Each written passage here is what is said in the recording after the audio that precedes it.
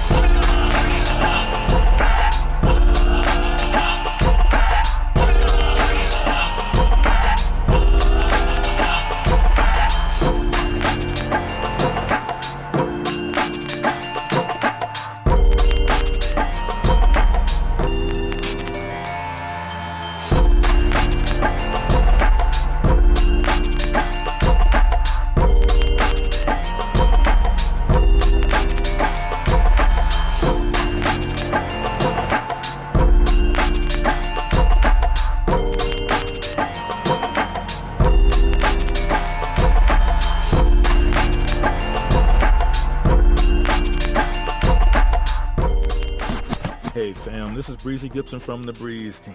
How would you like to see an online platform that brings you people who've already indicated that they're interested in your particular type of business?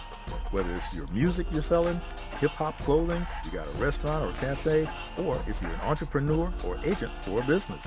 Visit me at breeze2cheese.com. That's using the number 2, breeze2cheese.com, or click my bio link on my Instagram profile to see a live demo of how this can help you get more customers and make more money. Hey, this is Achickwitbeatz. I am a multi-genre music producer and strategist to indie artists and labels. Visit my website, Achickwitbeatz.com, for resources for artists and instrumentals available in various genres for songs, vlogs, blogs, podcasts, themes, TV, film, commercials, and more. Once again, that's Achickwitbeatz.com, Achickwitbeatz. Let's make something happen.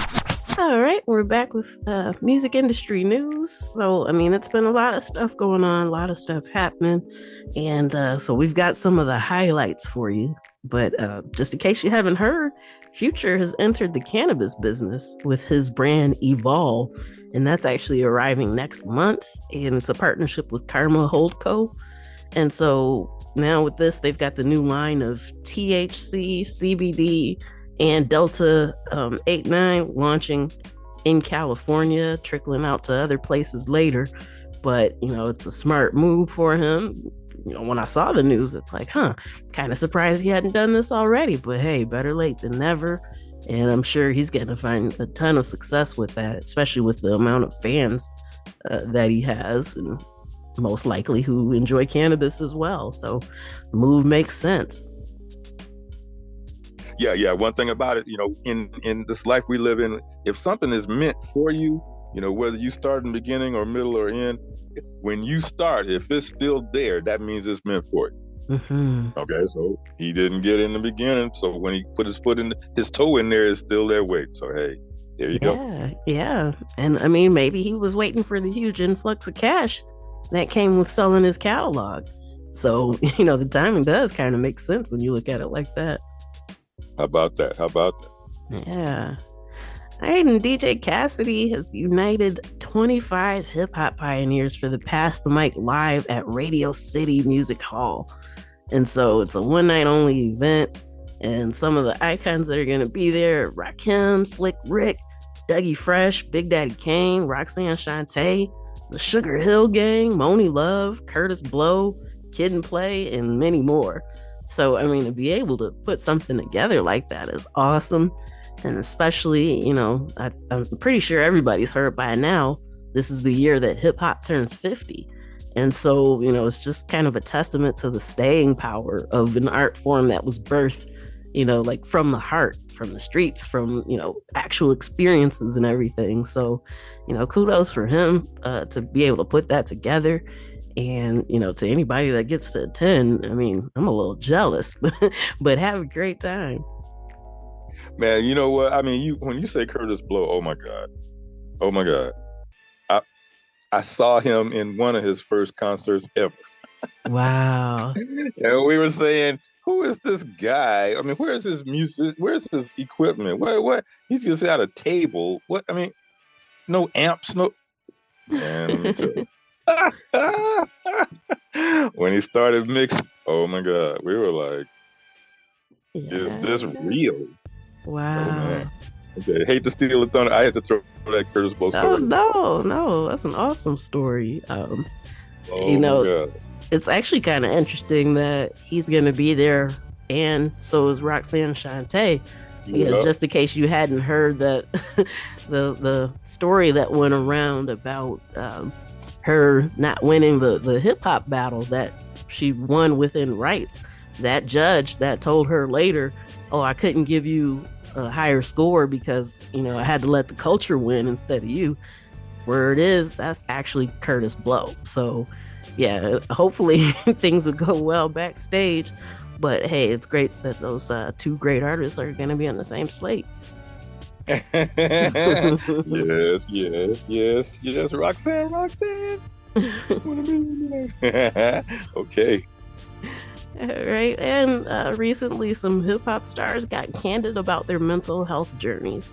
So Nick Cannon, Dougie Fresh, Dr. Olajide Williams, and Luke discussed their silent mental health battles at Hip Hop Health Mind Over Music.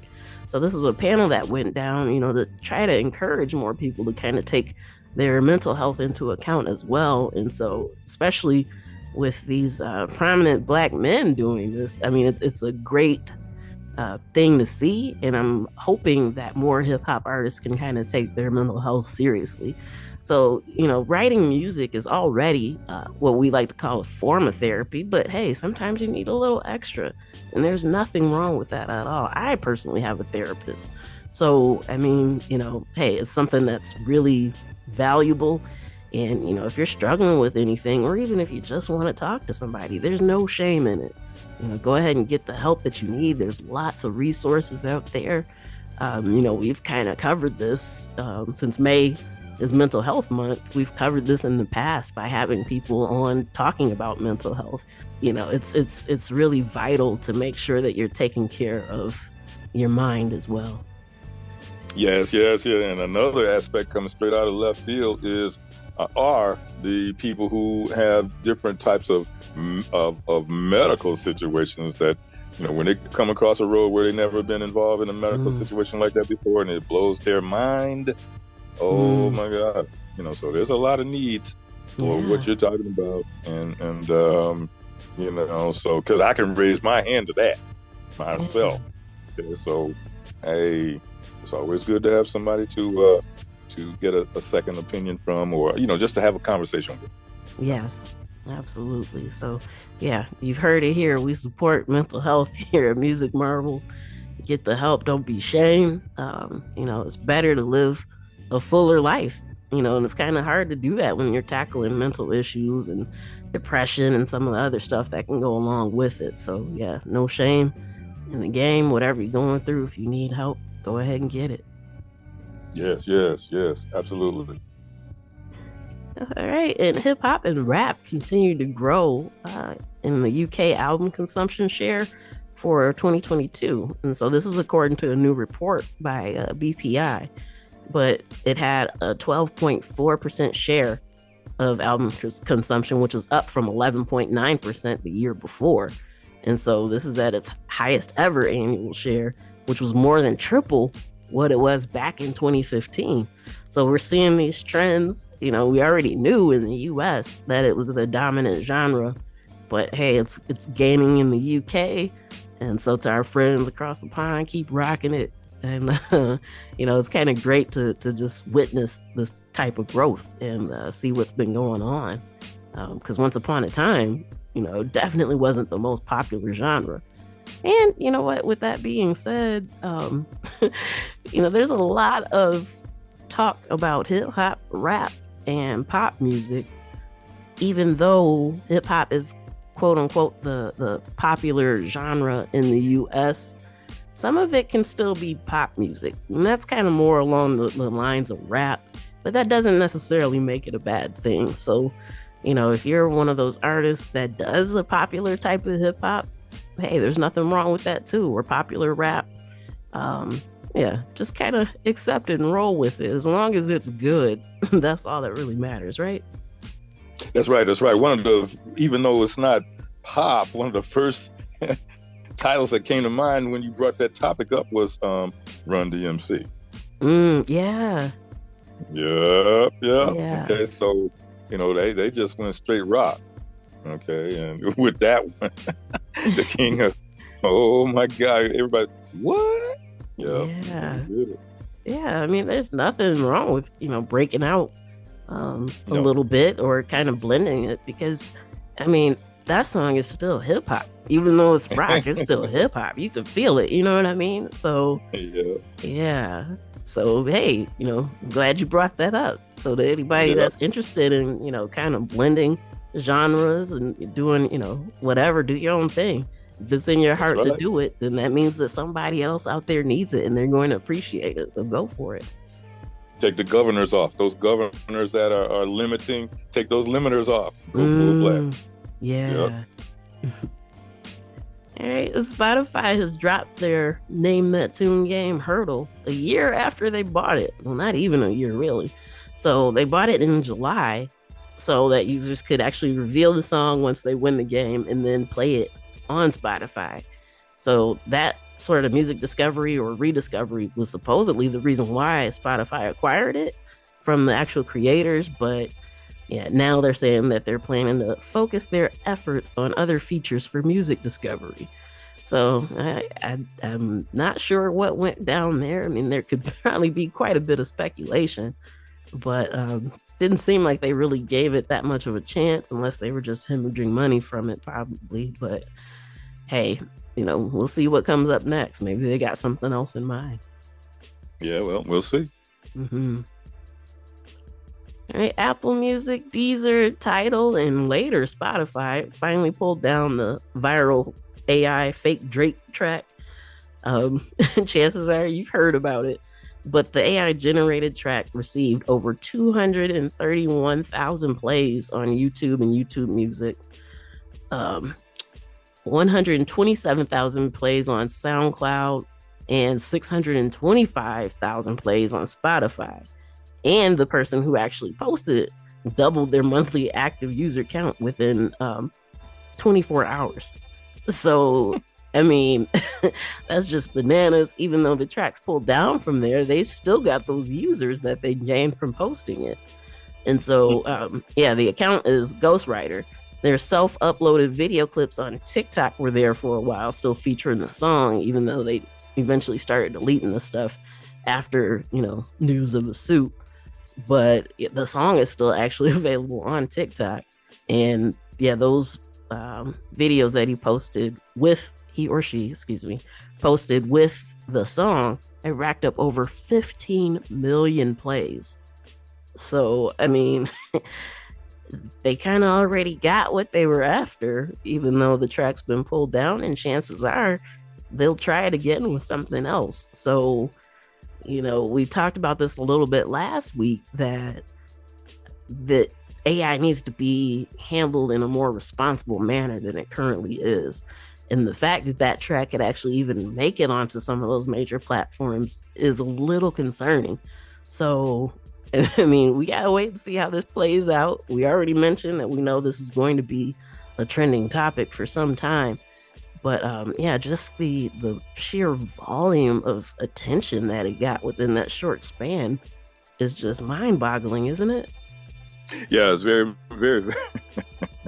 And then on the flip side of that is a certain state in the United States decided to just block and ban TikTok totally. Okay, now that I don't know. Yeah, see, the thing about that is that it's not saying that you can't use it. You're just not able to download it. And if somebody hasn't already downloaded it, they probably weren't going to anyway. So, I mean, that's also one of those things that you're kind of stepping on people's civil liberties. So I'd be really surprised if that stuck and it actually affected TikTok negatively. Really right, surprised. because Yeah. the population there is really kind of sparse anyway. But I'm just saying, just the fact that they were bold enough to attempt that and push that through, that, I mean, Well, they were championing after their hero had started, kind of making waves about it. So of course there's going to be people that listen to that person and without doing their due diligence. But yeah, I mean, as far as this AI stuff goes, I mean, it's still just kind of mind-boggling the way that people are using this and not really taking into account how this affects the actual artist. So, for instance, with this Drake track, that means that they had to use Drake in order to feed the system.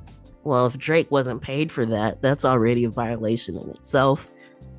As we mentioned, even if you're saying that it's parody or whatever, if it actually lessens the value of the physical artist. So if they keep putting out these songs that are kind of subpar to what the actual artist would do, and people may not necessarily realize that it's AI and start to think that the artist's quality is kind of declining, that's a huge problem that could be coming. Although in this particular case, when I heard the song, I noticed it sounded a lot like Drake, and honestly, it sounded like something he would have written to me. So excuse me for any Drake fans out there, it's no diss, but when you make music that's kind of meant for everyone to enjoy, it can make it a little harder for people to pick out whether or not that's you. So as an independent artist, don't go chasing the fame or chasing what you're hoping that people will love. Just make the music that you want to make, and the right people gravitate towards it. Absolutely, positively, I agree. All right, and Queen Latifah's addition to the National Recording Registry is a history-making one because she's actually the first female rapper to have a song included in the registry. So the library said, and this is in quotes, her album showed rap could cross genres, including reggae, hip-hop, house, and jazz, while also opening opportunities for other female rappers. So one, it's great that she got in there, but the reason why is just so impactful, and it's so wonderful that they've recognized her for being able to do that. I mean, ever since her debut album, she's been in her own lane, and that's something that's just so respectable. The fact that she didn't do what was considered popular just to cross over to a wider audience. And now look at this recognition that she's receiving. So, shout out to the Queen. All hail the Queen, since that's actually the album that was included in the registry. But yeah, just an awesome thing. Yeah, and she makes a heck of a detective as well, too. I've heard many good things about that. Yeah. Right, and also included in the registry is the Super Mario Brothers theme, which is the first video game music included in the U.S. Library of Congress. So the music is officially known as Ground Theme, which was written by composer Koji Kondo. So it's the first music from a video game to enter the registry as, and they quote, the most recognizable video game theme in history. So, of course, it's appeared in many Mario related incarnations. And when you hear it, you know it, you remember playing it. I mean, it's almost instant nostalgia. So, yeah, kudos to Koji Kondo for that wonderful recognition. Yeah. I mean, on a different level. Yeah.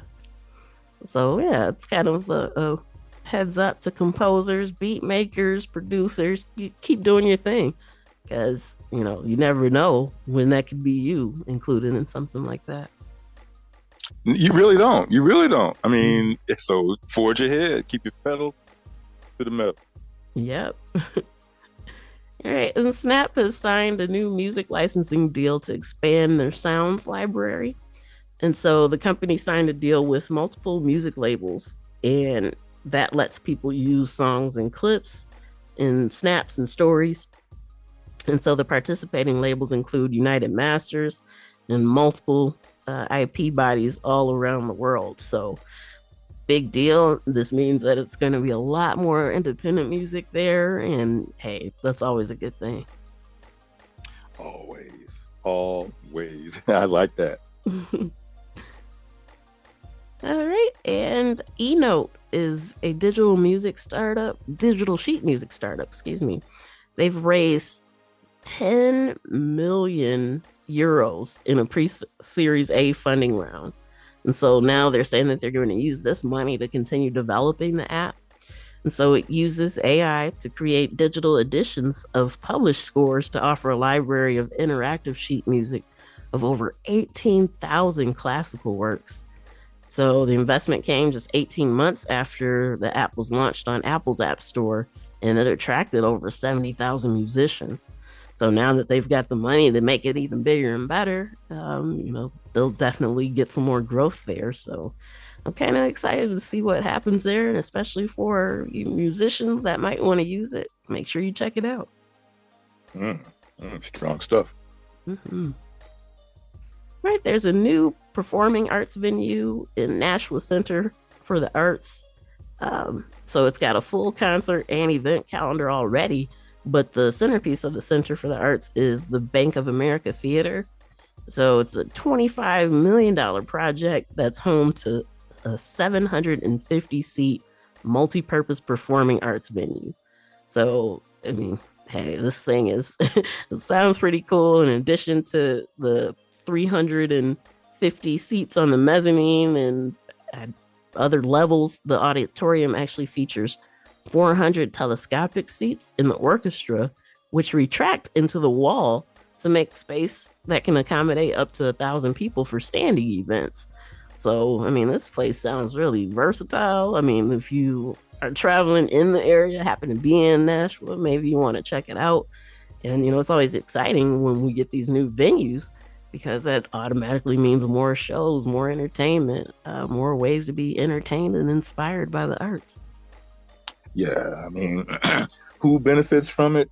We all benefit from it, because the artist gets that charge, the feeling of euphoria from being out there in a venue like that, and the crowd. Oh my gosh, there's just all kind of great things going on with the entertainment. So don't miss out.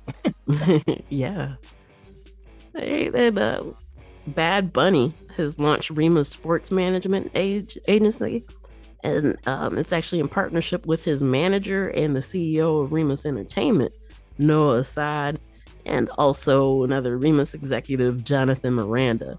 So they've already got a roster comprised of Major League Baseball players, so they came out the gate ready to go. So it'll be kind of interesting to see how this plays out. We've heard before about music artists or labels kind of venturing into the entertainment sector in sports, so it makes sense. And so it'll be pretty cool to see how this grows and what comes of it. Yes, it will. So we got to keep our eye on that. Mm-hmm. All right, and if you know any young people ages 13 to 18, Hitsville USA is accepting applications for a mentorship program. So specifically for those that want to create a business within the music industry, the classroom portion takes place in June. preparing the entrepreneurs to pop up their businesses on the new Motown Museum Rocket Plaza through the summer. So participants are going to receive an $800 stipend and support their efforts, and applications are open now through May 10th. So definitely spread the word.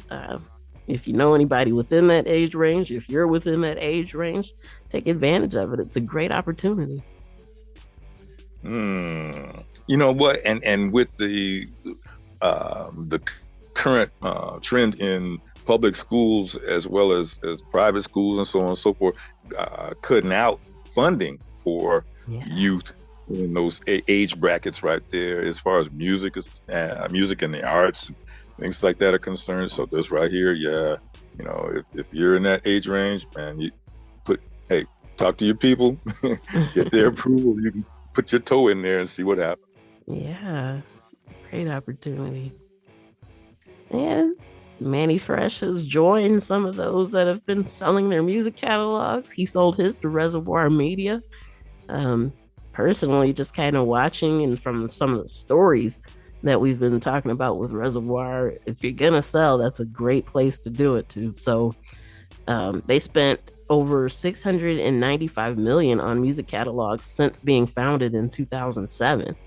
And just last year alone, Reservoir made 96 firm offers. They took 60 deals and closed on 52. So, I mean, that's a lot. If closing on 52, that's like a deal a week. So Reservoir did not come to play. They've definitely stepped up their purchasing game recently, and you know, it's been fun to watch, fun to see, and they were also responsible for getting De La Soul's music back on streaming platforms where they were properly compensated. So yeah, they've always got a star in my book. I appreciate what they do there. And not just them, but in the past year, the number of artists and producers that have been selling their rights has just continuously increased. So since the start of last year, we've got John Legend, Zaytoven, Justin Timberlake, Chuck D, Metro Boomin, Future, and so many more, because we've shared these stories with you, that have sold either a portion of their publishing rights or their entire catalogs to various companies. So it's a trend that doesn't appear to be slowing down, even though towards the end of last year we did think that it might, but hey, they're still going strong. Yeah, well, you know, we advise you, if there's anywhere, if you're a musician, an artist, a songwriter, whatever, you know, I mean, don't hesitate to explore the opportunities, just like was just spoken, because you never know. Right. And a deal, and that with this company, a deal a week. Oh yeah. Yeah, I mean, they've been working. All right, Live Nation is facing a lawsuit over the Lovers and Friends Festival crowd rush, and so it's actually for negligence and breach of contract from 3 fans that say that they were dragged, trampled, and smashed during the crowd rush that was triggered by false reports of gunfire. And so, I mean, yeah, that's a tough situation. Of course, when people think that there's imminent danger, they're going to run. So apparently there were some loud sounds that people thought were gunshots, and then that's when the crowd surge kind of ensued. But they're not letting them slow them down, because the Lovers and Friends Festival for this year, which is now organized by C3 Presents, is going to take place in the same place on May 6th. So recently, festival organizers actually released more tickets to the then sold out festival, and they just did this on the 12th. And so, yeah, even though it was sold out, now they're saying, oh, we have more room. It's a little concerning after what just happened and the suit that they're facing. But hey, hopefully this year things will go as planned without any hitches like that. And some of the performers that are going to be there this year, Mariah Carey, Usher, Missy, Pitbull, I mean, the list just goes on and on. So yeah, hopefully they can make sure that it can be a much more secure situation where people don't have to worry about that. Yes. And I just want to send a short but meaningful shout out to the young lady who suffered some injuries at the Coachella doing a performance. One of the dancers. So I don't know whether it was due to a mistake or equipment or what, but it ensued, and it caused her to suffer a terrible fall. And so, just giving some positivity that way in that direction to her for a speedy recovery. Mm-hmm. And, it's a good time to mention, especially with you bringing that up. A lot of times festivals kind of start small and they're put on by people, in their hometowns and whatnot. So if you're one of those people that have been thinking about kind of getting something started, make sure that you get the insurance to cover that, because things do go wrong. Not always, but they can, and you just want to make sure that you're prepared. So yeah, if you're an event planner or you've been thinking about doing that, make sure that you're covered, because different things can happen. Yeah. Case in point, my knowledge of a group that had been putting on a really, really meaningful event for the youth that had grown and grown and grown and grown over 17, 18 years. And then one year, a kid goes and way on the periphery out there, not in the main flow, but way out on the periphery, kid touches a wire and gets shot. Mm. Okay, and was treated at the time. Okay, everything's good. Okay, and so then when a whole year went by, when that group was attempting to get permits for the New Year's event, the kid's parents showed up with the kid. Mm. Okay. Yeah, a whole year had gone by. Nothing had been said, nothing been done, and they're ready with a lawsuit. Wow. Yeah, you see. So even though the child had been deemed medically, I guess the word would be, there's no problems. He was checked out by medical team and so on and so forth at the time of the incident. But then a year later, here they come. Yeah. Papers in hand, lawsuit, bam. Yeah, because people deal with, maybe mental trauma after that, or you know what I mean. So, yeah, it's just best to be safe and be covered if you're going to be putting together events like that, because you can't plan for something like that, right? So yeah, Right. At least if you got the insurance, you can be covered. Yeah. All right, and creative platform Even, and that's in all caps, has raised $2.2 million in a seed round of funding to help artists sell directly to fans. So the platform says that it's kind of like the first stop before artists release music on streaming platforms, and it gives fans access to exclusive content and experiences. So the reason behind this, the company's CEO and founder, Mag Rodriguez, said that he started the platform last February to help Black and Brown artists retain equity in their creative work. And that's just a phenomenal reason, because a lot of times, us as minorities don't get the chance to hold on to as much equity as others are allowed to. So, especially coming from, maybe impoverished situations or a place where we don't really have equity in society to begin with. So we're already kind of starting with a disadvantage, and mostly more likely to give up more equity for the chance to get an influx of cash. So I think what he's doing is great. Once again, that platform is called Even. Make sure that you check it out to see if it's something that you'd be interested in using. Very interesting. Go for it. All right. And that does it for this week's edition of Music Marvels with Achickwitbeatz and Breezy Gipson. Once again, we're glad that you joined us. It's always a great time being able to talk about this stuff. We hope that you find it beneficial as well. Yeah, because there's a lot of little tidbits that come through that you never know. When that particular listener out there hears that particular story, it could set off some positivity towards creating something, or it could set off some let the buyer beware type of thing. And so, Yes. these news stories, they're meant to, they're bringing a lot of intelligence. They're meant to educate. So, hey, don't take them lightly.